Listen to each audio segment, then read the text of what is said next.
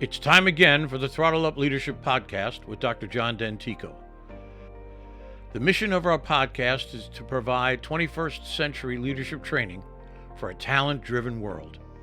We help organizations implement strategies and practices designed to attract, hire, engage, and retain top talent while mitigating the effects of burnout. Our guests are experts in various fields of organizational dynamics, including, but not limited to, leadership management, communication, and coaching. They bring a world of knowledge and solutions to our viewers and listeners.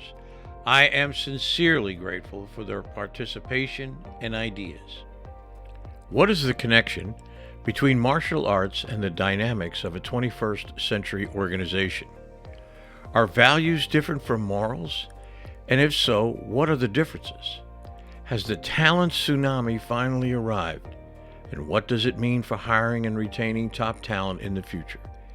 If any of these questions interest you, then I am confident my conversation with Chris Beane, a dynamic force in the world of martial arts and co-host of the Presitgious Initiative podcast, will provide insights and a differing perspective on your journey forward. So let's dive in. And if you enjoy our podcast, please like, share, and subscribe. We genuinely appreciate your support. Hello again. Welcome to the Throttle Up Leadership Podcast. I'm your host, Dr. John Dentico. Today, my guest is Chris Beane. Chris Beane is a dynamic force in the world of martial arts and a luminary in the podcasting realm. Along with his co-host, Chris Kent, he founded the Presitgious Initiative podcast, where they delve into the realms of learning, leadership, life skills, and self-improvement. Chris is more than a martial arts expert. He's a coach, motivator, and keen explorer of the habits that lead to success. The Presitgious Initiative podcast has gained a loyal following by those who seek the wisdom of a true martial artist, maestro, and podcast powerhouse. I am very glad he is here with me today, and I look forward to a fascinating conversation. Good morning, Chris. How are you this fine morning? I'm wonderful, John. How are you? I am very well. So what do you say we just jump right in? Let's do it. My first question for you is simply this. How can the practice of martial arts inform us about leadership in the 21st century? What a good question. Yeah. So the way I approach martial arts, especially as an instructor, so a little bit of a backstory about me. I've been training in the martial arts since '99, and I have been teaching in the martial arts since I was 14. I got a work permit through school, and that's been my first and only job. And so for me, the leadership aspect of it comes from the kind of hierarchy that's built into the martial arts by default. There's a ranking system. The upper ranks help to encourage and motivate and lead the younger ranks, and as they progress, those people who were once led by the upper class then become the upper class, and they have an opportunity to lead and follow through as well. And so it's a natural part of the martial arts. Okay, great. So may I ask, which martial art do you practice? Yeah, so I do Tung Sudo, and Tung Sudo is an offshoot of almost like a Korean version of Shotokan, which is a much more widely popular Japanese art. Okay, great. So I have to ask you this question. One of the things that's happening in this world that we live in today, this post-COVID world, the VUCA world, volatile, uncertain, complex, and ambiguous, uh, we're seeing the degradation of hierarchies in many respects, because now, from a business perspective, the inability to respond to the changing dynamics of the world that we see every day. So, can you reconcile with me how the martial arts hierarchy works with this idea that we're coming to a much more collaborative organizational structure, if you will? Yeah, so essentially you're asking, how does martial arts, that hierarchy, extend outside of the walls of the school? Yeah. How does it extend outside the world of the rules of the world? And how does it connect to modern day organizations in the wake of the COVID pandemic? Yeah, of course. So in any organization, any reasonable organization, there is a firm hierarchy, which means that the line workers respond to the manager, and the manager responds to the higher up manager, and so on. There's a consistent flow of information from one end of the hierarchy, the lower end, all the way up to the hierarchy until it gets to the CEO or CFO or however the company is established. And that is essential in my eyes to how a business should run. There has to be checks and a hierarchy in place so that the individuals who are working know who they are to report to, who they are in charge of, but also who is in charge of them, so they know where to put their eggs at and how to follow orders. Okay, fair enough. So let's switch subjects just for a second and let's talk about goal setting. I know that's very important to you. What is your take on goal setting as it complements a sense of purpose in one's life? Do you Mm, see them as the same thing, purpose that is, and goals, or are they different in your mind? what a good question. Yeah, I would say on the majority of people who follow the SMART goal format framework, they are devoid from each other, meaning that the SMART goal system doesn't necessarily have intrinsic values that help to align that person's goals with who they are. They see outside influences, and from those outside influences, those are the things that they think that they want. And from that standpoint, they're devoid from each other. However, I've developed a goal system that I call the visionary goal setting system. And for this, it's an acronym like with SMART goals. V is for visualize success. I is integrate your values. S is set your why. I is instill affirmations. O is organize daily practices. N is navigate weekly check-ins. A is anticipate obstacles. R is reveal comfort zone stretching. And then Y is yield to adaptability. And with this framework, because it has your values at the core foundation of this system, and let me sidetrack just a minute here. By values, what I don't mean are honesty, integrity, those type of things. For me, those are morals, not values. Values are things that you do that you find value in doing, things that fulfill you, being a parent, being a husband, being a teacher, being a student of knowledge. Those things are values because I value doing those. And those are at the core of my value system. And therefore, the core of my goal system, which then relates and links that to the person that I want to strive to be. Yeah, but don't you think that trust, for example, is a very important, I would call it a value. We can certainly differ on that. Don't you think that trust and honesty, integrity are important to the lifeblood of an organization? Certainly, absolutely. However, again, I think those are more what I would consider morals and not values. And maybe it's a difference of verbiage.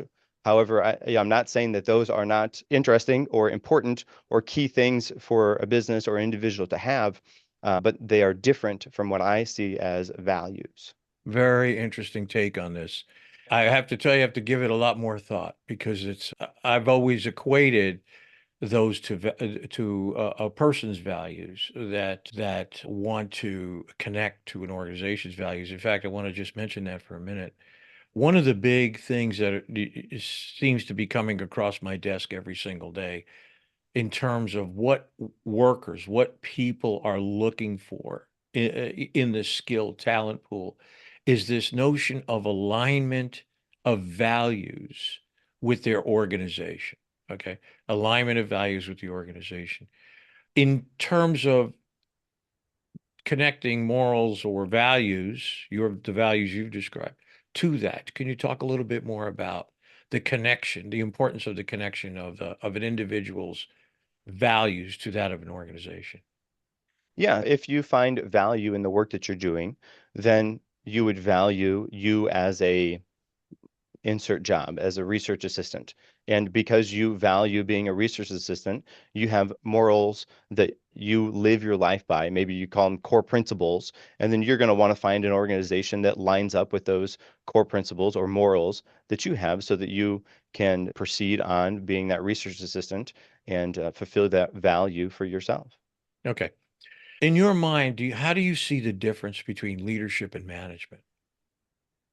Management oftentimes is a term that somebody gains because of the job that they have. Leadership, in my eyes, is something that is intrinsic to the person, meaning it's not necessarily that they may certainly have the title, and they probably do have the title, but it's not necessarily that title that allows them to be a leader. It's because of the person that they are the leader. Okay, fair enough. I think you've already answered this question. So let me ask you this other question. In the wake of the COVID pandemic, how do you view the work world? How has it changed? What has changed for the better? And in your opinion, what is what's not doing real well in the way the work world is now reorganized, if you will? Yeah, so COVID was really interesting. Of course, it's uncharted territory for nearly everybody in every job that we have. And what I think that it did really well on is it gave us opportunities to creatively think and solve problems so that we could continue to keep the doors open at many businesses and sometimes still even allow us to thrive and continue. However, on the flip side of that, because the workforce, the employees were at home, it was almost as if the employees were lulled into a sense of comfortability. And comfortability means we're not adapting, we're not challenging ourselves, we're not growing, we're not moving outside of our comfort zone. And if businesses, because they're employees, cannot challenge themselves to learn and grow and evolve and change and move, especially in this fast changing world that we live in, that will be detrimental to the business. Let me ask you let me ask you this question. In terms of, let's use an example of a hybrid team. Okay. Let's just say, for the sake of argument, 50% of the time they spend at home in their home offices, and 50% of the time they're in a brick and mortar building with all their coworkers. How do you think, what kind of activities, what kind of things do you think they should be doing when they're all collected together in a group in their brick and mortar place? Oh, that's a good question. So I think if they're connected together, there should be a kind of a connection, a free flow almost of exchange of ideas and the opportunity for that to learn and grow and a change and move on a company-wide measure because everybody is collectively together. They can talk to each other, they can interact with each other without the external use of electronics to get that. But the face-to-face meetings with the face-to-face interactions easy to tell body language on what that person's thinking, how they are accepting or reflecting your questions or ideas. And so with that in-person connection, I think that they should be establishing that and then using that to benefit their team. Okay. Do you think the relationships people establish, let's say on the internet, can be as good or worthwhile as those in person? I think they certainly can. However, I think it has to be that has to be agreed upon on both sides. Both parties have to come to the table with that understanding, with that intention behind whatever it is that they're doing in order to have that as the result on the other end. Okay. In terms of your practice and the people that you've interviewed on your podcast, what are some of the things that they're talking about? What are some of the issues that they're facing, for example?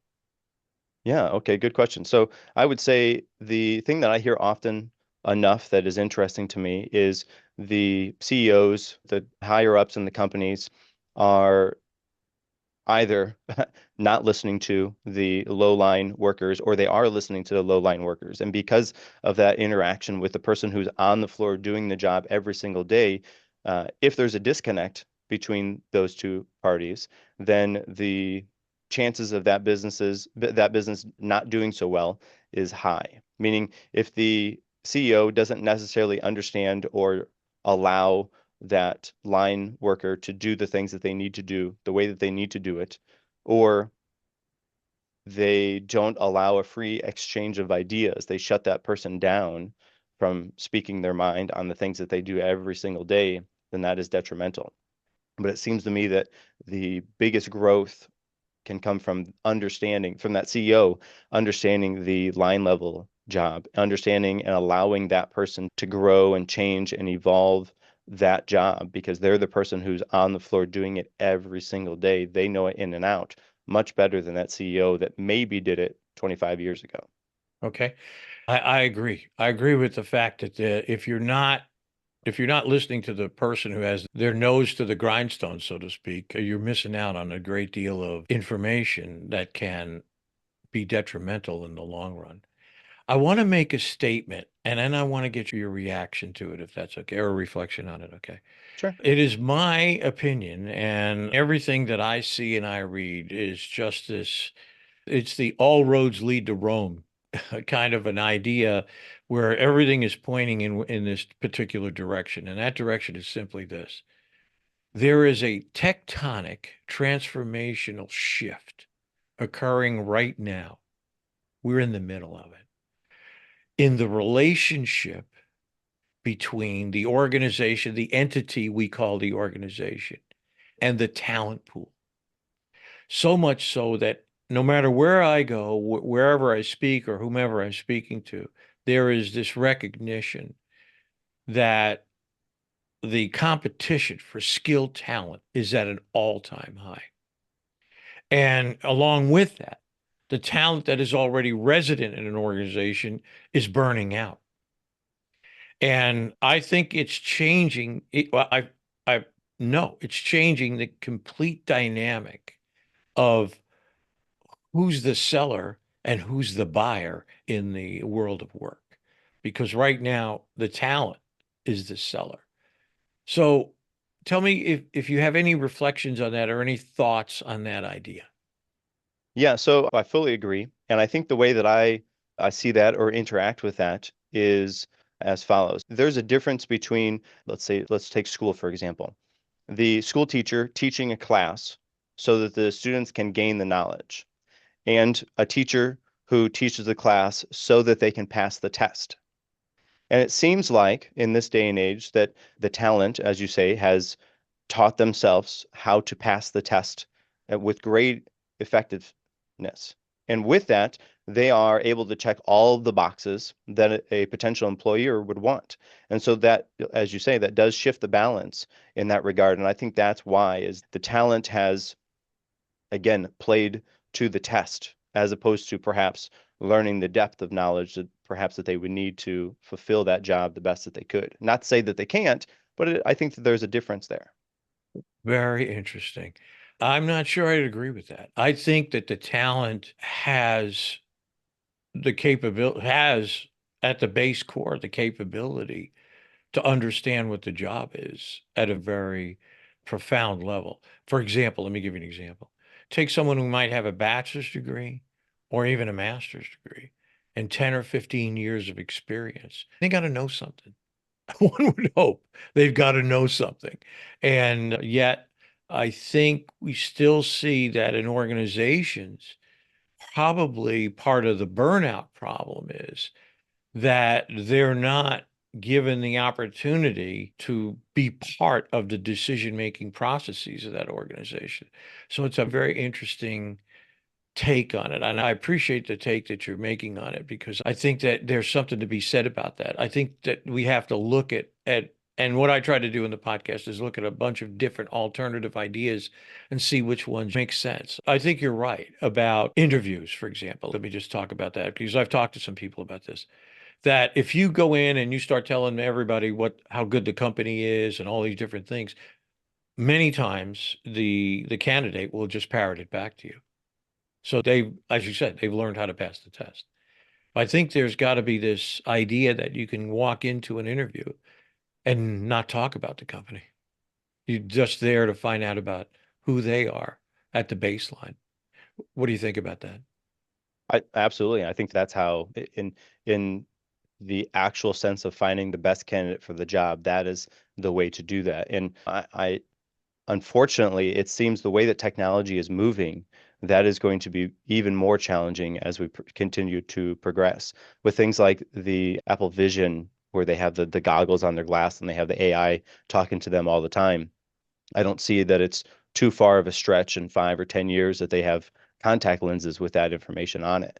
And so you're sitting down and talking, with us, me and you right now, and I have AI in my eyeball that's telling me the things to say so that I can answer the questions in the best possible way, sort of say.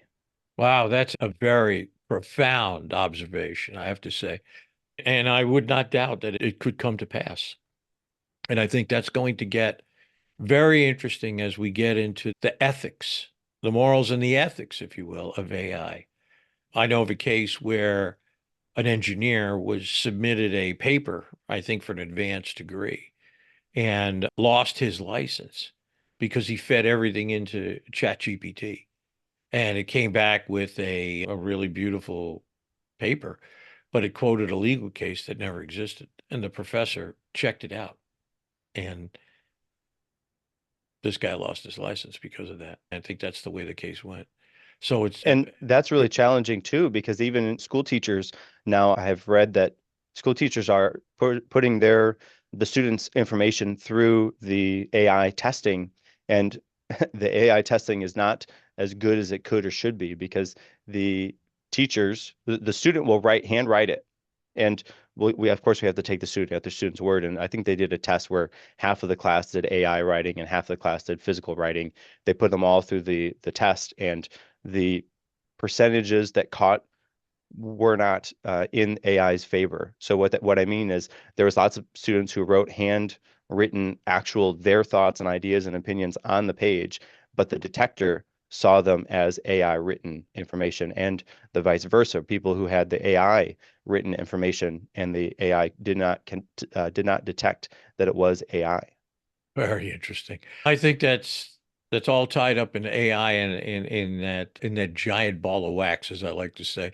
That where how does that and I think a collision is coming. A collision is coming between the power of AI and the ethical use of AI. And how that gets worked out is a mystery to everybody, I think, right now, because we're just grappling with the capability of this amazing tool to either do good or to do harm, to be perfectly And frank about it.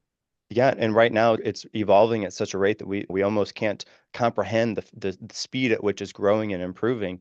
And it seems to me that a good use of AI would be to challenge, again, school teaching, fostering that youth development is where I'm going for this, having the school teacher use the AI as a tool to help teach the students information. So they would challenge the students to answer a awfully difficult, maybe philosophical question. And they get to use AI in order to research and come up with an answer. And the cool thing about that is the student can continue to ask the AI questions, and the AI will never get upset or disproportionately out of whack.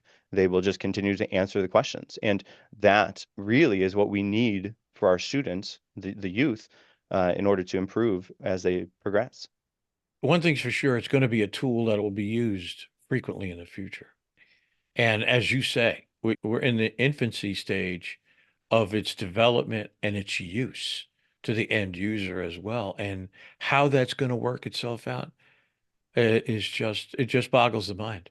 There are those who just want to just continue to develop and let it do whatever they want it to do. And yet there's a body of people, good people, who are struggling, me included, with the ethics of it and how it, in fact, how we can make those two things work together, if you will, or be a check and balance on each other. So much remains to be discovered in that area. It's just amazing.